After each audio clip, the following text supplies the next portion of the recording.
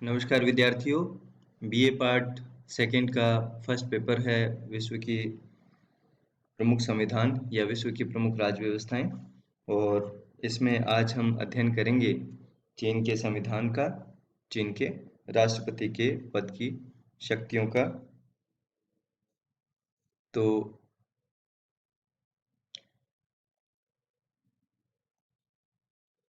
वर्तमान में आप सभी जानते हैं कि शी जिनपिंग चीन के राष्ट्रपति के पद पर हैं। चीन का जो वर्तमान संविधान है या जनवादी चीन भी कहलाता है चीन, तो उसमें पीपल्स रिपब्लिक ऑफ चाइना का कॉन्स्टिट्यूशन 1982 का है। और चीन के बारे में आप सभी जानते हैं कि चीन आज एक अंतर्राष्ट्रीय शक्ति है और वो साम्यवादी व्यवस्था के प्रतीक वाला देश है, जहाँ पे साम्यवाद और आर्थिक उदारवाद के बीच समन्वय कर लिया गया है। हालांकि चीन पे इस संविधान के बाद थिएनमेन चौक का बहुत बड़ा दाग है, जो कि मानवीय नरसंहार के नाम से भी जाना जाता है।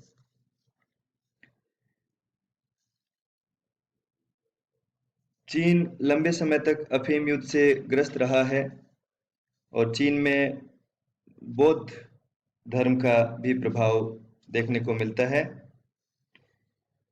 1982 का जो संविधान है या नया संविधान जो है, वो 1976 के बाद जब माओ की मृत्यु हो गई, तो उसके बाद आर्थिक, सामाजिक और राजनीतिक व्यवस्था में माओ के योगदान पे पुनर्विचार हुआ और 78 के बाद सत्तारूढ़ शासक वर्ग के लोगों के द्वारा ये अनुभव किया गया कि माओ का रूढ़िवादी साम्यवादी मार्ग जो है वो तब की परिस्थितियों के लिए उपयुक्त नहीं है, और इसके लिए फिर एक नए प्रगतिशील साम्यवाद को अपनाया गया और विकसित औद्योगिक तकनीक को भी उन्होंने अपनाया।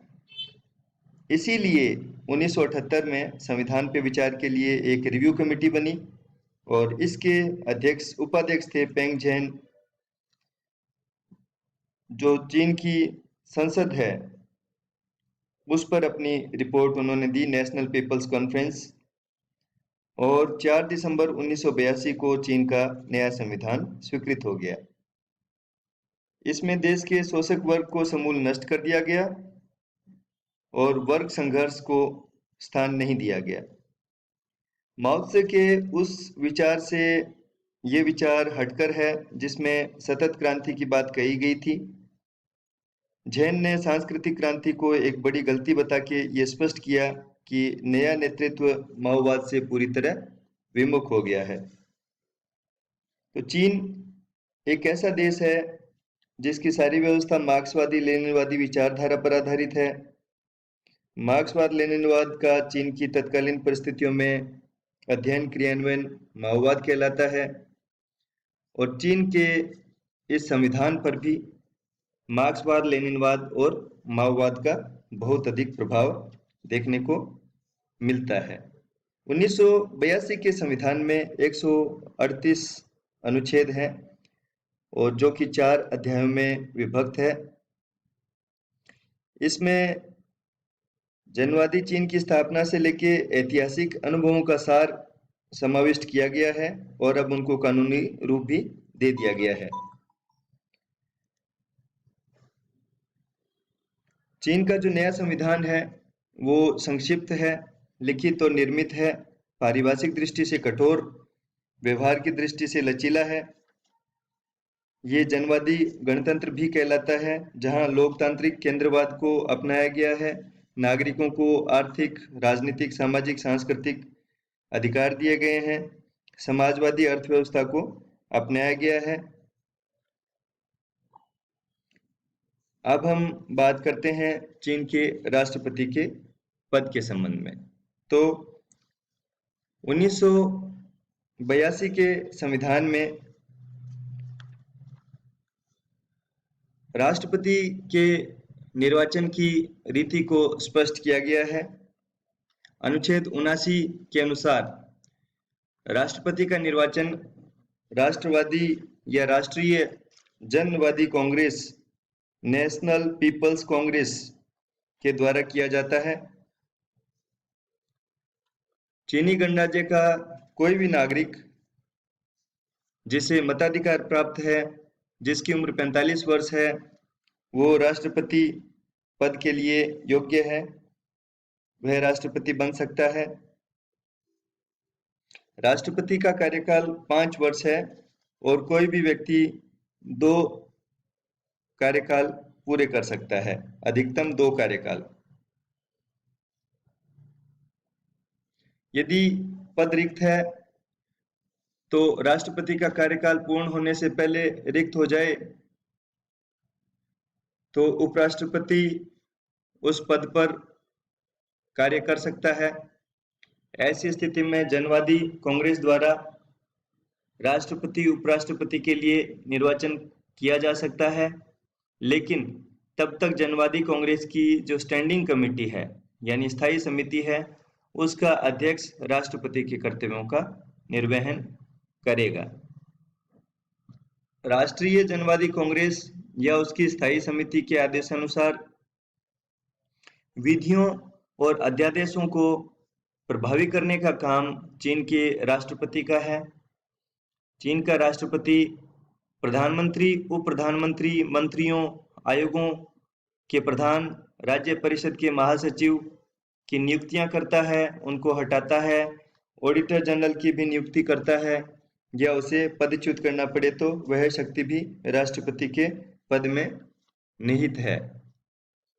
नागरिकों को उपाधियां प्रदान करने का कार्य भी राष्ट्रपति का है। इसके अलावा वह अन्य कार्यपालिका प्रमुखों की तरह क्षमादान की शक्ति भी रखता है और आपातकाल की घोषणा भी कर सकता है। चीन के राष्ट्रपति की तुलना संसदीय व्यवस्था वाले राज्य के संवैधानिक प्रमुख से नहीं करनी चाहिए, क्योंकि उसे वैधानिक दृष्टि से राज्य के प्रधान की स्थिति प्राप्त नहीं है। उसे अमेरिकी राष्ट्रपति के समान भी हम नहीं कह सकते, क्योंकि वो कार्यपालिका शक्ति का प्रयोग प्रधानमंत्री और राज्य परिषद के माध्यम से करता है। उसे राष्ट्रीय जन कांग्रेस द्वारा पारित विधेयकों पर वीटो करने का अधिकार भी नहीं है। वैधानिक दृष्टि से वो परावलंबी और दुर्बल पद है। वस्तुतः उसकी शक्ति साम्यवादी दल में उसकी स्थिति पर निर्भर करती है। यदि साम्यवादी दल इस पद पर किसी प्रथम श्रेणी के नेता को नियुक्त करता है तो राष्ट्रपति का पद है वो अधिक शक्तिशाली बन जाता है। राष्ट्रपति के अधिकांश कार्य मात्र औपचारिक होते हैं और वो इन कार्यों को राष्ट्रीय जनवादी कांग्रेस या उसकी स्थायी समिति की इच्छा के अनुरूप ही करता है।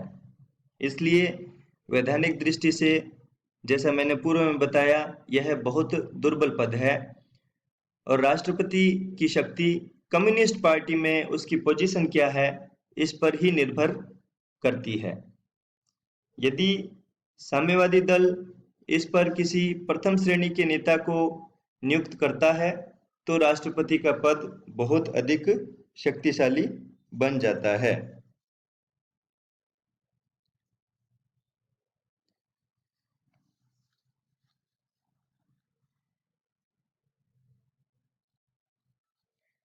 संविधान के अनुच्छेद 81 के अनुसार राष्ट्रपति के कुछ और काम भी हैं, जैसे चीनी गणराज्य के वैदेशिक संबंधों में राज्य का प्रतिनिधित्व करना,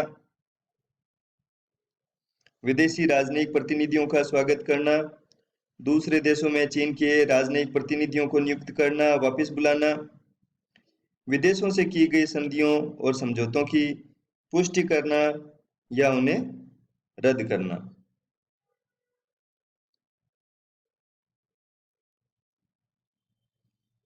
जो 1954 में चीन में राष्ट्रपति का जो पद था वो वहां संविधान की 8 धाराएं पद और शक्ति से संबंधित थी। चीनी गणराज्य का अध्यक्ष राष्ट्रीय जन कांग्रेस द्वारा निर्वाचित होता था और उसका कार्यकाल 4 वर्ष था और उसको बहुत अधिक शक्तियां प्राप्त थी। लेकिन 75 के संविधान से फिर चीन के राष्ट्रपति पद को समाप्त कर दिया और अब ये सर्वोच्च पद नहीं रहा। माओ की मृत्यु के बाद चीन में कोई सर्वोच्च नेता नहीं रहा। यही कारण था कि चाउ एन लाई और माओ की मृत्यु के बाद चीन में सत्ता के लिए बहुत तेज संघर्ष शुरू हो गया। 78 के संविधान में भी राष्ट्रपति जैसे किसी पद की व्यवस्था नहीं की गई थी, लेकिन व्यवहार में ये अनुभव किया गया कि कार्यपालिका के क्षेत्र में सर्वोच्च पद की व्यवस्था नहीं होने पे संस्थागत अस्थायित्व आ जाता है और शासन की क्षमता को आघात पहुंचता है। इसीलिए 1982 का ये जो वर्तमान पद है, ये 1982 के नए संविधान में रखा गया है और इस पद की पुनर्स्थापना की गई है। और इस ऐसा करने का लक्ष्य यही है कि चीन की आंतरिक व्यवस्था और अधिक मजबूत हो और संस्थागत अस्थायित्व दूर हो। तो इससे स्पष्ट होता है कि चीन में डेमोक्रेटिक सेंट्रलाइजेशन है और चीन का राष्ट्रपति का जो पद है बीच के 1975 के संविधान से खत्म कर दिया गया था और अब उसको वापस पुनर्स्थापित किया गया है। तो वो अमेरिकन राष्ट्रपति की तरह बहुत अधिक मजबूत पद नहीं है। धन्यवाद।